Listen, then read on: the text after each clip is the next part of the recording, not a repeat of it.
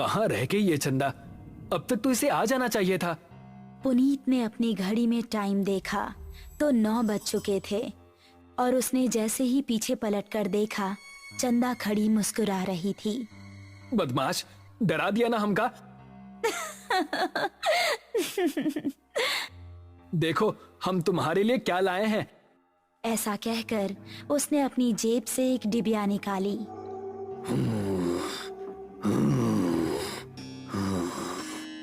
तभी उन दोनों को किसी के सांस लेने की भयानक आवाज सुनाई दी। कौन है?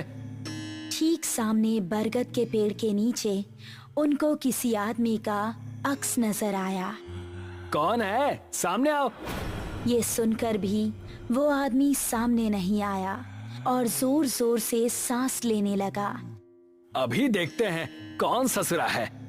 ये कहकर पुनीत उसके पास जाने लगा। जैसे ही पुनीत उसके पास पहुंचा, उसने भी 2 कदम आगे बढ़ाकर पुनीत का गला पकड़ लिया। उसको देखकर पुनीत और चंदा दोनों का दिल दहल गया। उस आदमी की गर्दन कटी हुई थी और थोड़ी सी खाल में अटकी लटक रही थी। चंदा चिल्लाई और गांव की तरफ ऐसी भागी कि उसने पलटकर नहीं देखा। गांव पहुंची तो उस टाइम पुनीत के पिता घर के बाहर थे। अरे चंदा बिटिया, इतनी डरी हुई काहे लग रही हो?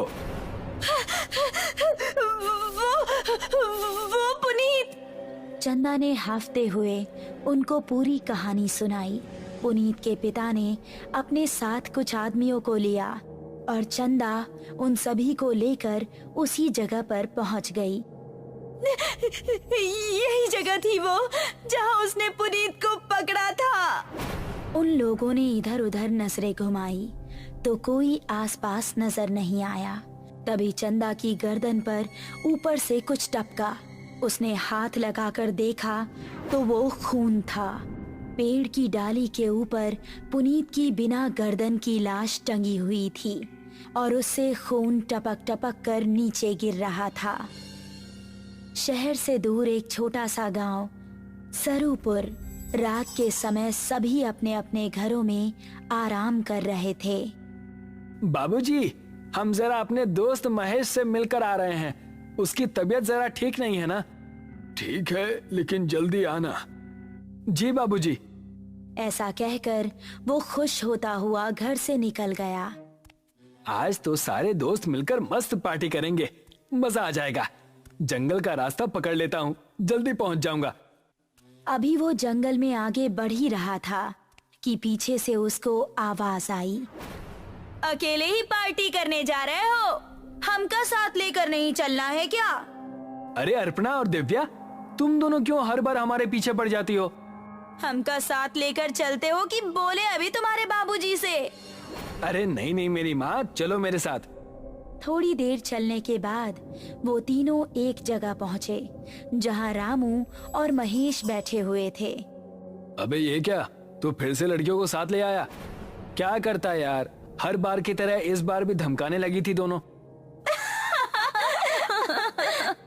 अब क्या करें, हम दोनों को भी अब पार्टी की आदत पड़ गई है। चलो थोड़ी सी शराब पी ली जाए। उसने पास ही रखी बोतल खोली और गिलासों में शराब पलटने लगा।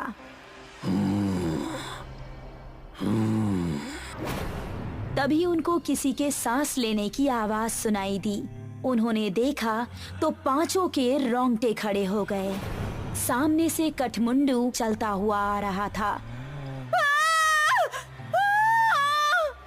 उन्होंने कदम बढ़ाए ही थे कि तभी कठमुंडू ने दिव्या को पीछे से पकड़ लिया। उसने दिव्या को इतनी जोर से कसा कि उसके मुंह से खून निकल गया। बाकी चारों अब बेहद डर गए और वहां से भाग निकले। दिव्या उसकी पकड़ में फंसी दर्द से कराह रही थी।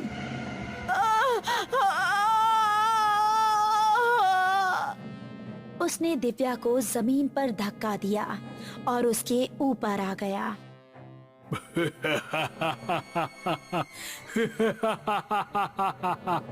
उसने दिव्या के सीने में हाथ डाला और उसके सीने से खून की धारा निकल पड़ी।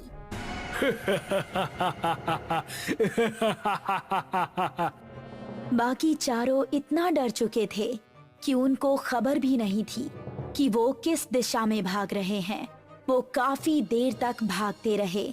अब अपर्णा की हालत खराब हो चुकी थी। वो आ जाएगा, रुकने का समय नहीं है। ऐसे कब तक भागते रहेंगे? हम जा कहाँ रहे हैं, कोई बताएगा? हम रास्ता भूल चुके हैं, हमें नहीं पता कि गांव किस तरफ है। क्या कह रहे हो तुम? फिर तो हम सबका बचना नामुमकिन है। तभी पेड़ के ऊपर से एक हाथ आया और उसने महेश का गला पकड़ लिया। ये हाथ कठमुंडू का ही था। राकेश ने महेश का पैर पकड़कर उसे बचाना चाहा, लेकिन कठमुंडू ने उसको पूरी तरह से ऊपर खींच लिया और वो तीनों चिल्लाते हुए वहाँ से भाग निकले। वो देखो, सामने वो घर, उसके अंदर चलते हैं। वो तीनों एक घर के अंदर घुस गए और राकेश ने जल्दी से दरवाजा बंद कर दिया। तभी कोई जोर जोर से दरवाजा पीटने लगा। तीनों का शरीर इस समय बुरी तरह से कांप रहा था। दरवाजे की धम धम उनके दिल को दहला रही थी। तभी खिड़की से कठमुंडू का एक हाथ अंदर आया और उसने अपर्णा का हाथ पकड़ लिया। बचाओ! अगर ये यहाँ है तो दरवाजे पर कौन है? राकेश ने दरवाजा खोला तो सामने गांव के बिरजू काका थे। बिरजू काका जल्दी से अंदर आए। उन्होंने कठमुंडू का हाथ पकड़ा और छुड़ाने लगे। कठमुंडू उनके छूते ही चीखने लगा।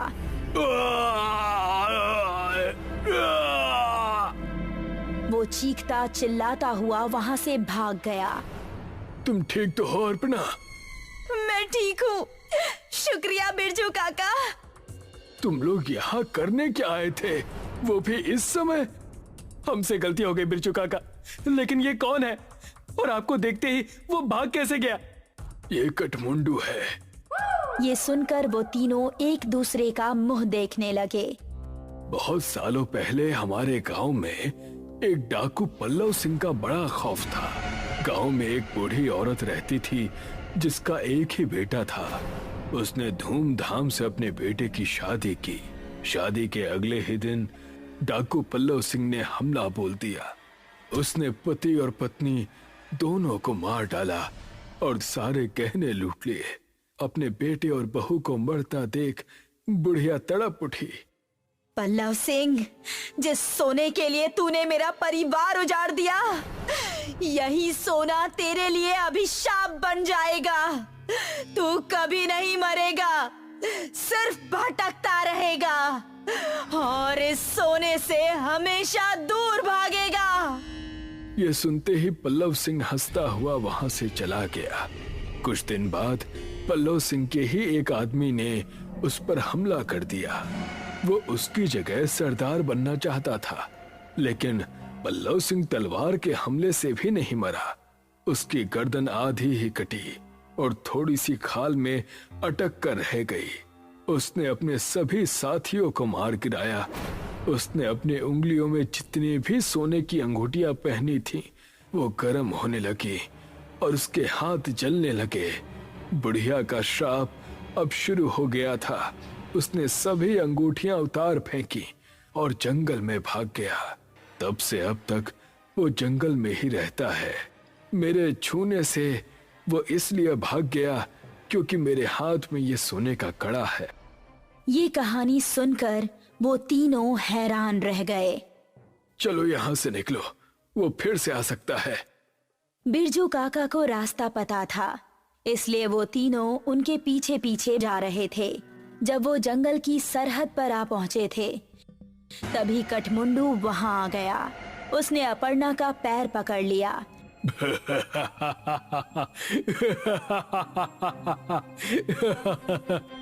तभी राकेश ने बिरजू काका के गले पर नजर डाली। उनके गले में एक सोने की चेन भी थी। उसने चेन को उनके गले से उतारी और कठमुंडू की टूटी हुई गर्दन में डाल दी। उसने चेन को गले से उतारने के लिए जैसे ही छुआ तो उसके हाथ भी जलने लगे।